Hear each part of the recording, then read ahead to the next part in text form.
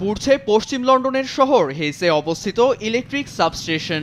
এখান থেকেই বিদ্যুৎ সরবরাহ করা হয় লন্ডনের ব্যস্ততম হিথ্রো বিমানবন্দরে। সাবস্টেশনে আগুন লাগায় বিদ্যুৎ বিপর্যয়ের মুখে শুক্রবার মধ্যরাত পর্যন্ত বন্ধ ঘোষণা করা হয়েছে হিথ্রো বিমানবন্দর।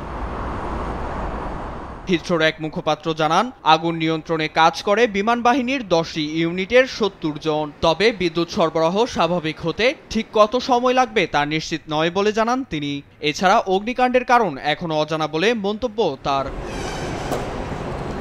পরিস্থিতির জন্য দুঃখ প্রকাশ করে বিমানবন্দর কর্তৃপক্ষ যাত্রী এবং কর্মীদের সুরক্ষায় হিথ্রো 21 মার্চ মধ্যরাত পর্যন্ত বন্ধ রাখার ঘোষণা দেয়। দুর্ঘটনা এড়াতে যাত্রীদের বিমানবন্দরে না এসে সংশ্লিষ্ট এয়ারলাইন্সের সঙ্গে যোগাযোগের পরামর্শও দেয়। এছাড়া অগ্নিকাণ্ডের খবরে অবতরণের জন্য অন্য বিমানবন্দর বেছে নিতে হচ্ছে, ফলে নির্দিষ্ট জায়গায় পৌঁছাতে না পেরে ভোগান্তিতে পড়ছেন যাত্রীরা। আবার ফ্লাইট বাতিল হওয়ায় অনেকেই আটকে আছেন বিভিন্ন বিমানবন্দরে।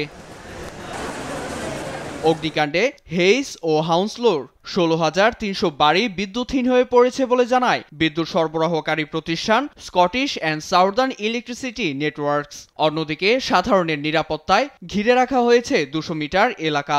ধোঁয়ার হাত থেকে বাঁচতে স্থানীয়দের ঘরের দরজা জানালা বন্ধ রাখার পরামর্শও দেওয়া হয়। যুক্তরাজ্যের সবচেয়ে বড় বিমানবন্দরটিতে প্রতিদিন ওঠানামা করে অন্তত 1300 ফ্লাইট। গেল বছর রেকর্ড 8 কোটি 39 লাখ যাত্রী ব্যবহার করে বিমানবন্দরটি। নীরব দাস, নিউজ ডেস্ক, দেশ টিভি।